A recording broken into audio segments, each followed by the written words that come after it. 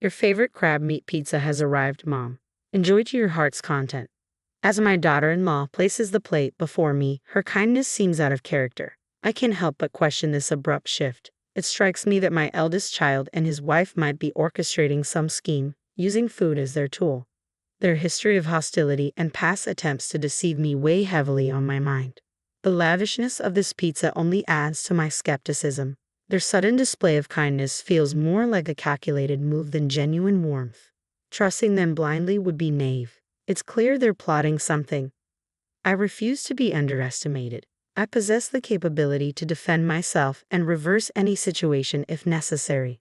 My name is Mary, a housewife in her 60s. Since my husband's passing years ago, I've lived alone. Initially, when my eldest child and their spouse proposed I move in with them, I declined. They were newlyweds, and I wanted them to relish that special phase. Nevertheless, they insisted on residing nearby out of concern for my well-being, a gesture for which I was genuinely appreciative. Their frequent visits, despite my reassurances that they needn't feel obligated, were a testament to their caring nature. My eldest child would often express worry, prompting me to relent and indulge their concern. Similarly, my daughter-in-law sought opportunities to foster a bond with me even when my eldest was occupied. I took pride in my child's choice of partner, believing her to be a person of integrity. However, I was oblivious to their ulterior motives at the time, a realization that now vexes me. Reflecting on those moments, I am irked by my own gullibility. Genuine kindness without hidden agendas is a rarity. I allowed myself to be swayed by their eloquent assurances, oblivious to the underlying truth. It wasn't until later that I uncovered their true intentions. One evening, they dropped by and ended up staying overnight, citing a lack of plans for the following day.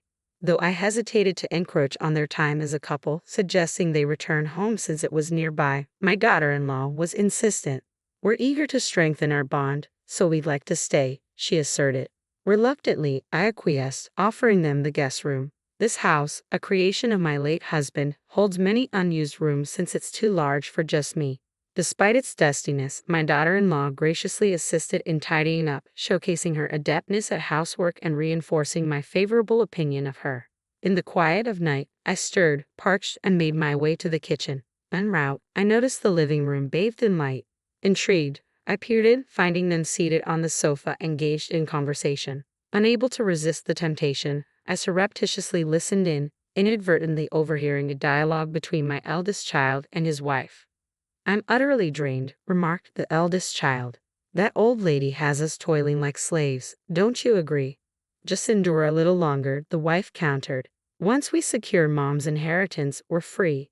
If her husband hadn't been a CEO, we wouldn't be in this predicament. It's astounding how easily she's deceived just because we're cordial to her. Mom's always been emotionally fragile. She'll likely bestow the inheritance upon us." I was dumbfounded by what I overheard. If their words held truth, then their kindness was merely a facade to lay claim to my late husband's estate. Had all their previous gestures been insincere? Every word they uttered to me were family bound to support each other, or so I thought. Why this fixation on the inheritance? I couldn't discern any financial troubles on his part, but perhaps he's entangled in dire straits unbeknownst to me. What drives them to such lengths for an inheritance? Is it solely for monetary gain? The behavior of the couple left me pondering, perplexed by their motives.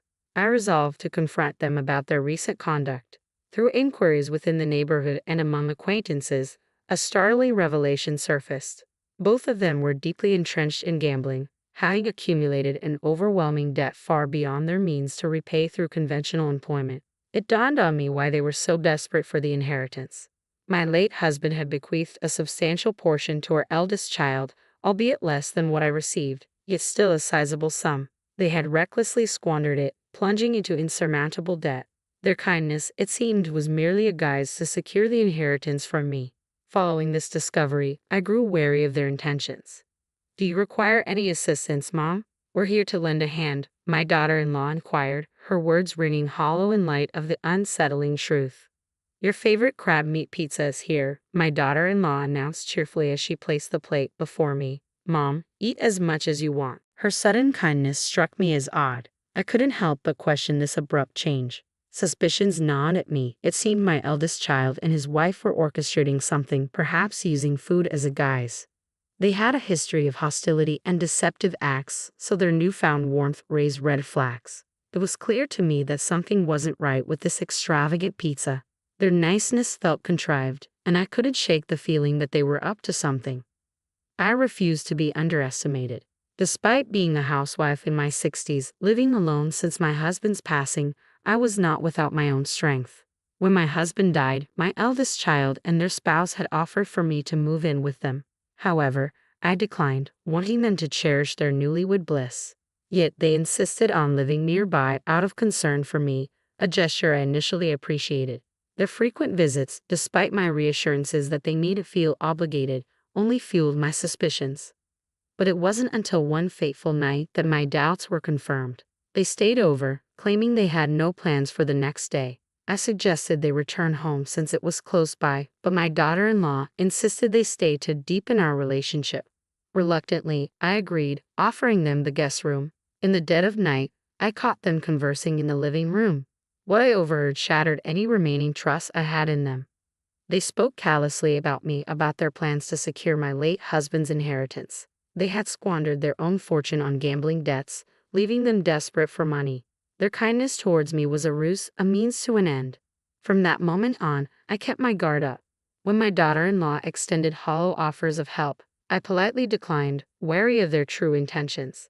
Their subsequent attempt to confront me about a supposed new love interest only reinforced my skepticism.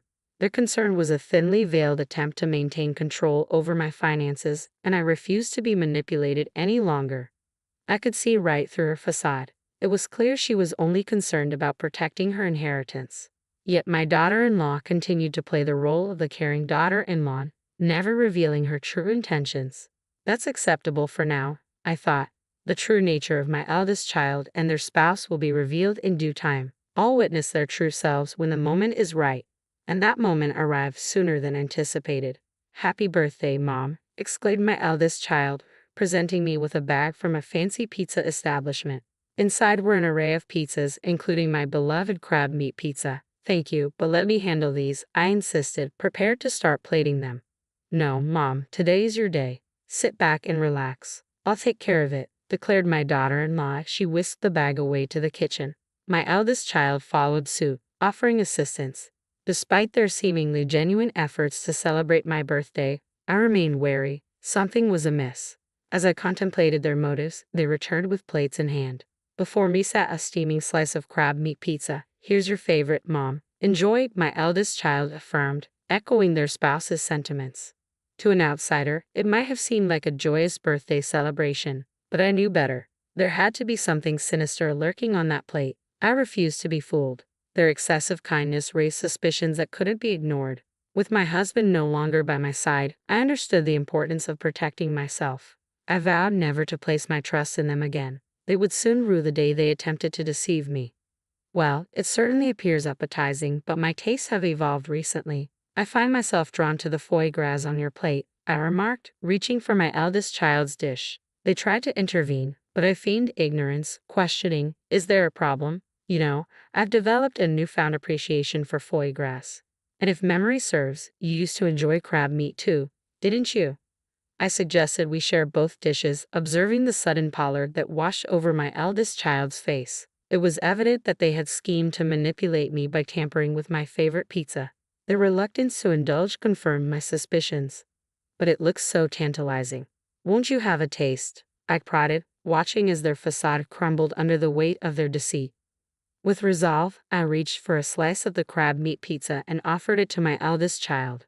Reluctantly, they took a bite, their expression tense as if anticipating the aftermath. Daughter-in-law glanced at them, her concern evident in the pallor of their face. "You seem a bit off color. Perhaps the pizza didn't agree with you, Mom," she suggested, her voice tinged with apprehension.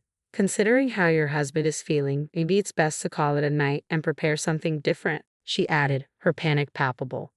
Sensing daughter-in-law's desperation to end the meal, I countered, "But your son doesn't appear well either. It's safer for you to stay the night."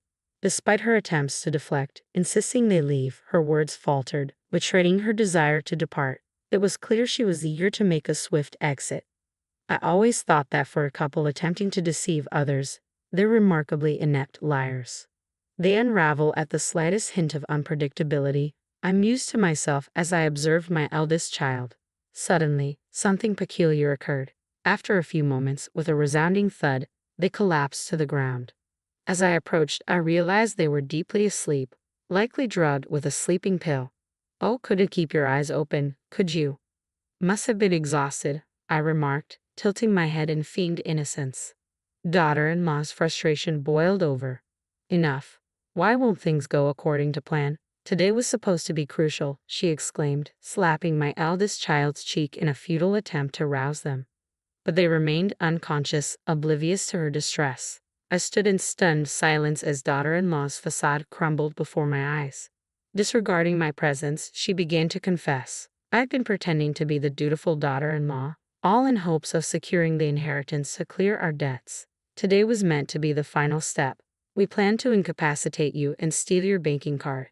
But nothing went as planned. It's your fault, she accused, her glare piercing.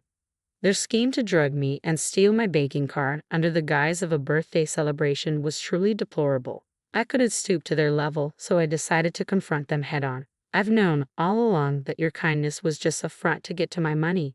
That's why I kept my distance and declined your offer of pizza, I revealed, watching as daughter-in-law's expression shifted from shock to disbelief. It was clear she had underestimated my awareness of their deceit. How foolish they must feel for thinking they could deceive me so easily. Sorry to burst your bubble, but I'm not as naive as you both seem to think, I continued, a hint of scorn in my voice. Your sudden displays of kindness always struck me as suspicious, and I even overheard your conversation about the inheritance when I stayed over, discussing your plans in the target's own home. That's just plain foolish. Don't label us as fools. We've been doing our best, daughter-in-law retorted defensively. If this is your best effort, then it's no wonder you're drowning in debt, I countered sharply, watching as daughter-in-law's expression shifted with discomfort at the mention of the word debt. And you know about the debt too. How much do you know? It was evident that daughter-in-law hadn't anticipated my knowledge of their financial woes. Her anxiety was palpable at the mention of their debt. I did some digging and discovered the extent of your gambling debts. It was quite a shock to find out. You've managed to accumulate quite a substantial debt, I stated matter-of-factly, noting the growing pallor of daughter-in-law's face. She must have realized there was no escaping the truth. Mom, I'm truly sorry. Please forgive us. We're struggling to make ends meet. Can you lend us some money? We'll repay you, daughter-in-law pleaded earnestly, her once confident demeanor now replaced with desperation. Even in her distress, she continued to seek financial assistance. It was disheartening to realize that, to her, I was merely seen as a convenient source of support. I'm sorry, but I won't be giving you a single cent. I can't trust individuals like you to fulfill your promises, I responded firmly, refusing to yield to her pleas. You need to take responsibility for your actions. Daughter-in-law's demeanor shifted to one of resignation at my words. Though visibly disheartened, she seemed to comprehend my unwavering stance and refrained from asking for money again. Following that confrontation, my interactions with my eldest son and daughter-in-law gradually waned. They ceased visiting, barely maintaining any communication. Surprisingly, when those days arrived, I didn't experience loneliness as I had expected. Instead, I felt a sense of liberation, free from the shackles of deceit. Eventually, my eldest child and daughter-in-law relocated. According to neighbors, they were escorted away by dubious individuals, likely unable to settle their debts and forced to flee to a distant state. Perhaps they now endure harrowing circumstances, plagued by the consequences of their actions. Yet such matters are no longer my concern. We are estranged, our ties severed. I bid farewell to this tumultuous chapter, confiding in my late husband's photograph. His expression seemed to exude a sense of relief, as if acknowledging the closure of a fraught period.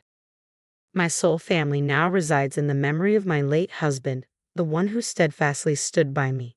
The life is fleeting. I am determined to embrace it with strength, cherishing the cherished moments shared with my husband.